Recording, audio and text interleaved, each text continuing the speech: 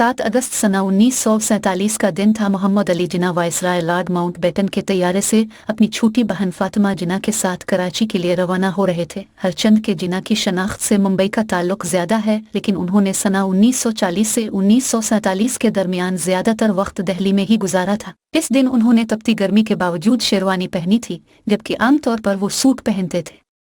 Airport पर उन्हें रुखसत करने बहुत से लोग आए थे, जिनमें सनतकार सेठ रामकृष्ण डालमिया भी थे। मोहम्मद अली जिन्ना सना 1940 से पहले भी दिल्ली आते रहे थे और वो इंपीरियल होटल में ही ठहरते थे, जो उनके शाहाना मिजाज से मुताबिकत रखता था। जिन्ना ने सना 1939 में दिल्ली में अपना ठिकाना बनाने का फैसला कर लिया था, क्योंकि अब होटलों में रहने से बात नहीं बनने वाली थी। इसलिए उनके लिए एक अदद बंगले की तलाश शुरू हुई। काफ़ी तलाश के बाद 10 औरंगजेब रोड, अब APJ अब्दुल कलाम रोड पर वाक़ बंगला खरीदा गया, जिसका रकबा तकरीबन 1.5 एकड़ है। इस 2 मंजिला बंगले का डिज़ाइन एडवर्ड लटियन की टीम के रुकन और कुनट प्लेस के डिज़ाइनर रॉबर्ट टूअर रसूल ने तैयार किया था। दिल्ली में उनके गैर सियासी दोस्तों में सरदार शोभा सिंह, मरूफ सहाफ़ी और मुसन्निफ खुशोनित सिंह के वालिद और सेठ रामकृष्ण डालमिया भी थे।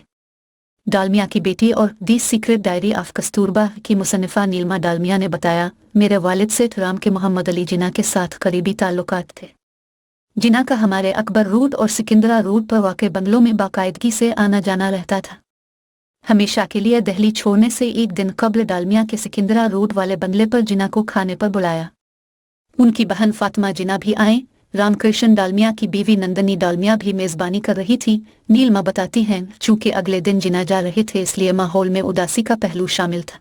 पाकिस्तान जाने से पहले जिन्ना ने अपना बंगला तकरीबन 2.5 लाख रुपए में डालमिया के हाथों फरोख्त किया था। हालांकि दोनों दोस्त थे, फिर भी जिन्ना 2.5 लाख रुपए से कम पर बंगला फरोख्त करने के लिए तैयार नहीं हुए। खरीदने के बाद डालमिया ने बंगले को गंगा जल से धुलवाया। जिन्ना के दिल्ली छोड़ते ही बंगले के ऊपर लहराने वाले मुस्लिम लीग का परचम उतारा गया और उसकी जगह गोरशाह तहरीक का परचम लगवाया गया, यानी मुसलमानों के गैर मुतनाज़ा रहनुमा की कट्टर हिंदुवादी शख्स से गहरी दोस्ती थी। ख्याल रहे कि हिंदू मजहब में गंगा के पानी की बहुत अहमियत और ये पाक तस्वुर किया जाता है, जबकि इसका हर तरह की मजहबी तकरीब में इस्तेमाल होता है। सना 1964 तक डालमिया ने जिन्ना से खरीदे जाने वाले बंगले को अपने पास रखा और फिर हालैंड हुकूमत के हाथों फरोख्त कर दिया। इसके बाद से इस बंगले का इस्तेमाल नई दिल्ली में हालैंड के सफ़ीर की रहाइश के तौर पर हो रहा है। इस बंगले में 5 बेडरूम, एक बड़ा ड्राइंग रूम, मीटिंग रूम और बार वगैरह हैं। आज इसकी कीमत सैकड़ों करोड़ रुपए लगाई जाती है।